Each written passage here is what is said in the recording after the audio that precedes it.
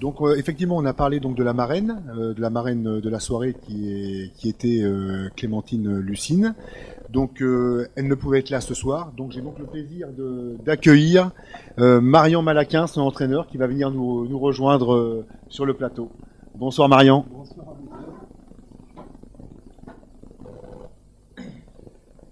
Marian, alors tout d'abord une question par rapport à Clémentine.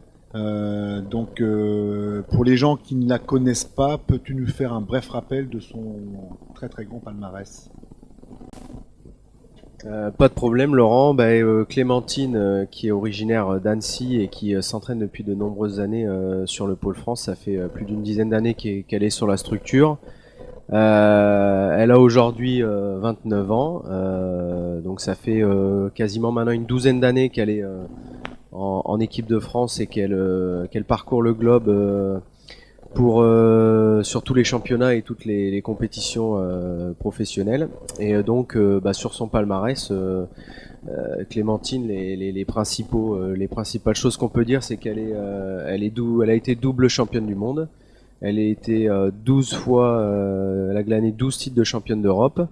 Je peux pas vous dire le nombre de médailles internationales qu'elle a eues. En tout cas, elle a aussi gagné toutes les compétitions du circuit de la Coupe du Monde.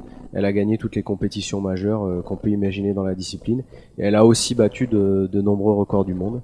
Donc c'est quand même un palmarès bien fourni pour Clémentine et pour un des plus beaux palmarès du ski nautique aussi en général. Même un très beau palmarès du sport français, on peut le dire. Et justement, donc malgré des résultats exceptionnels, le ski nautique n'est pas toujours médiatisé comme il le mériterait. Est-ce que vous en souffrez? C'est sûr qu'on en souffre un petit peu. C'est vrai qu'on parle pas beaucoup du ski nautique en général, malheureusement dans les médias.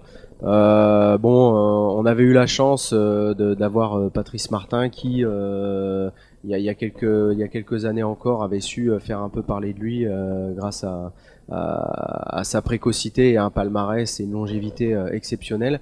C'est vrai qu'aujourd'hui, malheureusement, le ski nautique, on en parle certainement pas assez par rapport aux résultats que les Français obtiennent en général, on fait toujours partie des meilleures nations sur le plan international. Il y a des médailles qui sont gagnées chaque année, des titres mondiaux assez régulièrement, et c'est vrai qu'on parle pas beaucoup de nous. C'est un peu malheureusement c'est un frein quelque part par rapport au développement de la discipline. La fédération française essaie notamment d'y remédier, mais c'est vrai que je pense qu'il y a quelques sports comme ça qui sont porteurs de résultats et qui malheureusement, on n'en parle pas beaucoup, et c'est sûr que ça nous limite un petit peu dans nos moyens et dans nos évolutions. Donc, en tout cas, on essaie d'y travailler pour sortir un petit peu de l'ombre. Alors Marian, je souhaite te poser une petite question. Donc, tu as eu la gentillesse de m'inviter plusieurs fois sur le plan d'eau. Et ce que j'ai pu remarquer, c'est que le ski nautique, qui est une discipline individuelle, eh bien j'ai trouvé qu'il y avait une solidarité entre les skieurs lorsqu'ils passent les uns après les autres. Ils s'encouragent. On a senti vraiment une sérénité entre eux, une belle entraide. Alors est-ce que c'est le fruit de mon imagination ou c'est une réalité? Écoute, non, ça me fait plaisir que tu dises ça, parce que moi personnellement en tant qu'entraîneur, c'est quelque chose que j'essaie de leur une façon de fonctionner que j'essaie de leur inculquer entre guillemets, c'est-à-dire c'est un sport individuel mais on s'entraîne ensemble, on est un groupe, après on se déplace sur les compétitions, sur les stages tous ensemble. Donc effectivement, il y a je pense une certaine forme d'entraide qu'il faut aussi savoir gérer, parce que des fois il peut y avoir aussi des concurrences à l'intérieur d'un groupe entre plusieurs skieurs qui jouent sur le même créneau.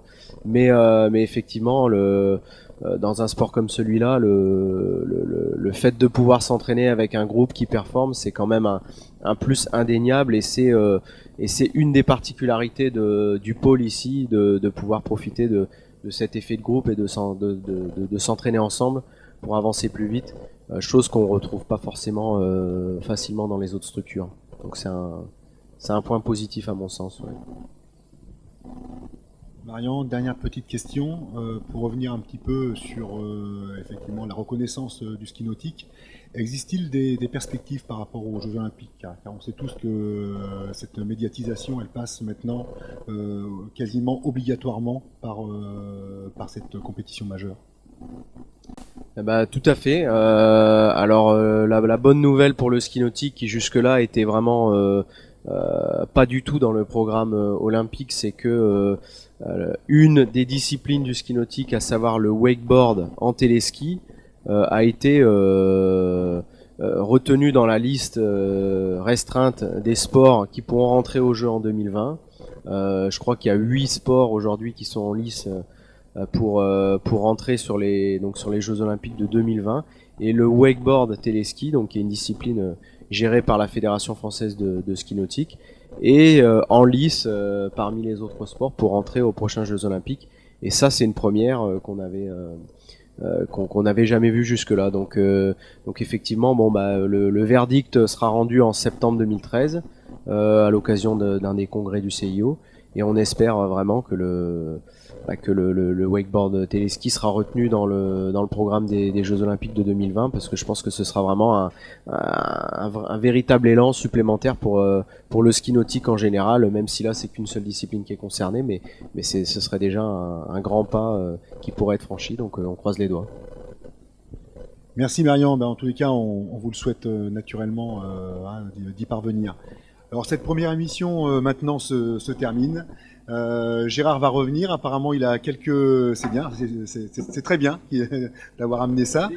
Donc voilà, Evelyne, tu viens aussi. Voilà.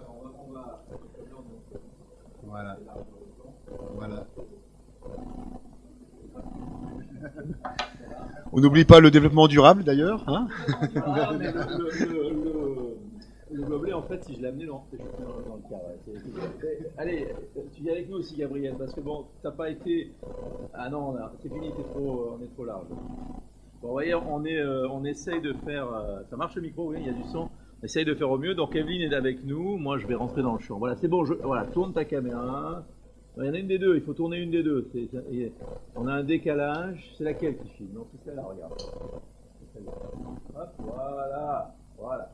Evelyne, voilà, on est tous là. Non, je déconne pas. Voilà, donc on est bien. Donc deux choses. Non, j'ai amené le verre pas pour boire le champagne. Le champagne, on va l'ouvrir, on va le boire à la bouteille.